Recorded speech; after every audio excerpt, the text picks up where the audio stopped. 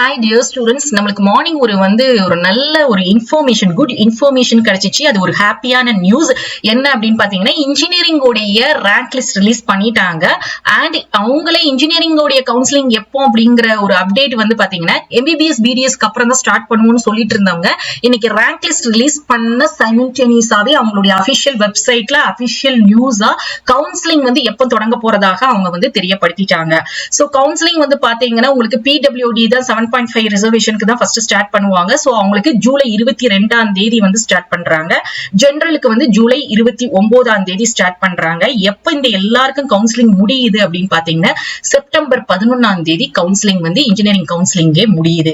So இது நம்மளுக்கு கிடைச்ச இந்த குட் நியூஸ் நம்மளுக்கு ஒரு பாசிட்டிவ் சைன். சோ நம்மளுக்கு ஜூலைல பாராமெடிக்கல் கோர்சஸ் 19 டிகிரி கோர்சஸ்க்கு ஜூலை 3rd வீக் அல்லது 4th week rank list release பண்ணிருவாங்க. ஆகஸ்ட் 2nd வீக் நம்மளுக்குமே என்ன பண்ணிருவாங்கன்னா கவுன்சிலிங் ஸ்டார்ட் பண்ணிருவாங்க. இப்போ இந்த ரேங்க் லிஸ்ட் உடைய அப்டேட் எப்படி தெரிஞ்சுக்கணும் அப்படின்னு பாத்தீங்கன்னா, நம்மளுக்கு எந்த மெயிலும் எந்த எஸ்எம்எஸோ வராது. செலக்ஷன் கமிட்டி அப்படிங்கிற அபிஷியல் வெப்சைட்டை கிளிக் பண்ணீங்கன்னா உங்களுக்கு இந்த பேஜ் ஓபன் ஆகும். இதுல இந்த நோட்டிபிகேஷன் மூலமா தான் நம்மளுக்கு இந்த மாதிரி லிங்க் ரிலீஸ் பண்ணுவாங்க. Rank list, merit list release பண்ணிருக்கோம் அப்படின்ட்டு. சோ அந்த எல்லா இன்ஃபர்மேஷன் நம்ம அபிஷியல் வெப்சைட்ல போய் தான் பார்க்கணும். நம்மளுடைய சேனல்ல நம்ம அதை அப்டேட் பண்ணுவோம். இந்த பிடிஎஃப்யுமே என்ன பண்ணுவோம்னா வாட்ஸ்அப் அண்ட் டெலிகிராம் சேனல்ல போஸ்ட் பண்ணுவோம். சோ நீங்க ஈஸியா பாத்துக்கலாம். அந்த ரேங்க் லிஸ்ட் உடைய லிங்கை கிளிக் பண்ணீங்கன்னா உங்களுக்கு இந்த மாதிரி ஓபன் ஆகும். இதுல எல்லா இன்ஃபர்மேஷனும் கொடுத்திருப்பாங்க. இதுல நம்மளுக்கு இந்த பிடிஎஃப்ல இந்த சர்ச் பார் அப்படின்னு ஒன்னு இருக்கு பாத்தீங்களா, இந்த இடத்துல இதை கிளிக் பண்ணி உங்களுடைய அப்ளிகேஷன் நம்பர் அல்லது உங்க நேம் நீங்க என்டர் பண்ணீங்க அப்படின்னா உங்களுக்கு இங்க கரெக்டா இந்த மாதிரி டிஸ்பிளே ஆகும். சோ அதை பார்த்து நீங்க எத்தனாவது கம்யூனிட்டி ரேங்க்ல இருக்கீங்க, எத்தனாவது ஜெனரல் ரேங்க்ல இருக்கீங்க அப்படின்னு சொல்லிட்டு உங்க ரேங்க் லிஸ்ட்டை நீங்க செக் பண்ணிக்கலாம். சோ இவ்வளவுதான் நீங்க ரேங்க் லிஸ்ட்ல பார்க்கக்கூடியது.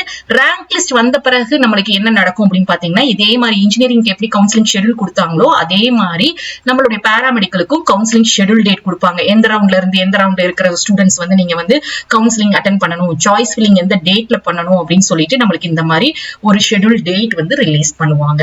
ஓகே, நிறைய ஸ்டூடெண்ட்ஸ் கேட்கக்கூடிய ஒரு சந்தேகம் என்னன்னா, இந்த ரேங்க் லிஸ்ட்ல நேம் ரிஜெக்ட் ஆகுமா அப்படின்னு சொல்லி கேக்குறீங்க. ரிஜெக்ட் ஆகிறதுக்கு ஒரு சில காரணங்கள் இருக்குது. இதே இது இப்ப இன்ஜினியரிங்க்கு பாத்தீங்கன்னா அவங்களுக்கு அவங்களுடைய அபிஷியல் வெப்சைட்ல இன்எலிஜிபிள் கேண்டிடேட்ஸ் லிஸ்ட் அப்படின்னு கொடுத்திருக்காங்க. அப்படின்னா என்னன்னா, இவங்க எல்லாரும் அப்ளிகேஷன் போட்டவங்களுக்கு எல்லாம் இந்த நேம் ரேங்க் லிஸ்ட்ல வரல. மொத்தம் பாத்தீங்கன்னா 58,000 ஸ்டூடெண்ட்ஸுக்கு அப்ளிகேஷன் ரிஜெக்ட் ஆயிருக்கு.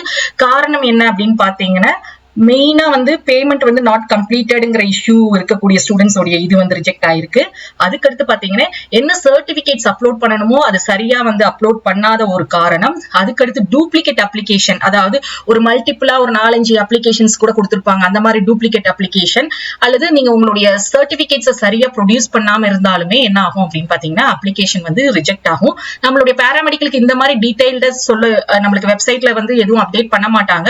சோ நம்மளுக்குமே அப்ளிகேஷன் ரிஜெக்ட் ஆகுமான்னு கேட்டீங்கன்னா ஒரு சில ஃபியூஸ், அதாவது நான் சொன்ன இந்த காரணம் இருந்துச்சுன்னா கண்டிப்பா நம்மளுடைய அப்ளிகேஷன்ஸ் ரிஜெக்ட் ஆகி நம்மளுடைய நேம் ரேங்க் லிஸ்ட்ல வராது. சோ நெக்ஸ்ட் நிறைய ஸ்டூடெண்ட்ஸ் கேக்குறீங்க, சர்டிபிகேட் வெரிஃபிகேஷன் பாராமெடிக்கலுக்கு உண்டா அப்படின்னு சொல்லிட்டு. நம்மளுக்கு சர்டிபிகேட் வெரிஃபிகேஷன் கிடையாது. பாராமெடிக்கலை பொறுத்த வரைக்கும் யாருக்கு சர்டிபிகேட் வெரிஃபிகேஷன் இருக்கும் அப்படின்னு பாத்தீங்கன்னா பிசிக்கலி சேலஞ்சு கேண்டிடேட்ஸ், அதாவது பிடபிள்யூடி ஸ்டூடெண்ட்ஸ்க்கு மட்டும்தான், பிசிக்கலி சேலஞ்சு கேண்டிடேட்ஸ்க்கு மட்டும்தான் சர்டிபிகேட் வெரிஃபிகேஷன் உண்டு.